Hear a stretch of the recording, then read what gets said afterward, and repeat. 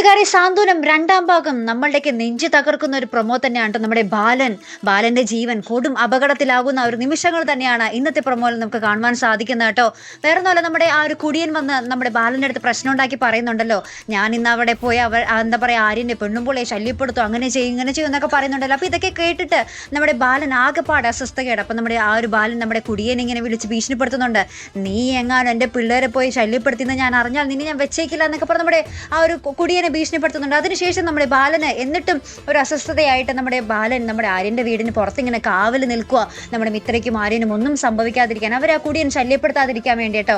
അങ്ങനെ നമ്മുടെ ബാലൻ ഇങ്ങനെ ഇരുട്ടത്ത് അവരുടെ ആ ഒരു വീടിന് കാവലിരിക്കുമ്പോൾ നമ്മുടെ ബാലന് പാമ്പ് കടിയേൽക്കുന്നൊരു രംഗം കേട്ടോ നമുക്ക് കാണുവാൻ സാധിക്കുന്നത്. അതിനുശേഷം വിഷം കയറി നമ്മുടെ ബാലൻ ഇങ്ങനെ പതയൊക്കെ ആ ഒരു ഛർദ്ദിച്ച് പതയൊക്കെ വരുന്നൊരു രംഗവും നമുക്ക് കാണുവാൻ സാധിക്കുന്നുണ്ട്. അതിനുശേഷം ആ ഒരു കൃത്യസമയത്താണ് നമ്മുടെ ആര്യൻ ജോലിയും കഴിഞ്ഞ് വീട്ടിലേക്ക് എത്തുമ്പോൾ നമ്മുടെ അച്ഛൻ നമ്മുടെ ബാലൻ ആ ഒരു ഗേറ്റിൻ്റെ ഫ്രണ്ടിൽ ഇങ്ങനെ അബോധാവസ്ഥയിൽ ഇങ്ങനെ പതയൊക്കെ ഛർദ്ദിച്ച് കിടക്കുക. അപ്പം നമ്മുടെ ആര്യന് കാര്യം മനസ്സിലായി, നമ്മുടെ ബാലൻ്റെ കാലിലാണെങ്കിൽ ഇങ്ങനെ 2 പാമ്പ് കുത്തിയതിൻ്റെ ആ ഒരു പാടുണ്ട്.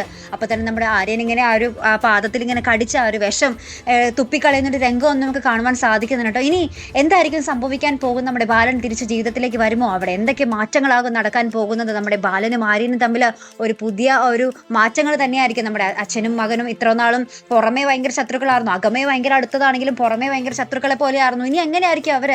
നമ്മുടെ ആര്യനാണെങ്കിൽ അച്ഛന് വേണ്ടി സ്വന്തം ജീവൻ പോലും ബലിയാടാക്കാൻ വേണ്ടി തയ്യാറായി നിൽക്കുന്ന ഒരു അവസ്ഥയും നമുക്ക് പ്രൊമോയിൽ കാണുവാൻ സാധിക്കുന്നുണ്ട്. എന്തായാലും ഭയങ്കരമായിട്ടുള്ള ഒരു സംഘർഷപ്രദമായ മുഹൂർത്തങ്ങൾ തന്നെ ആയിരിക്കട്ടെ നമ്മുടെ സാന്ത്വനം രണ്ടാം ഭാഗത്തിൽ ഇനി വരാൻ പോകുന്നത്. മറക്കാതെ കാത്തിരുന്ന് കാണാം.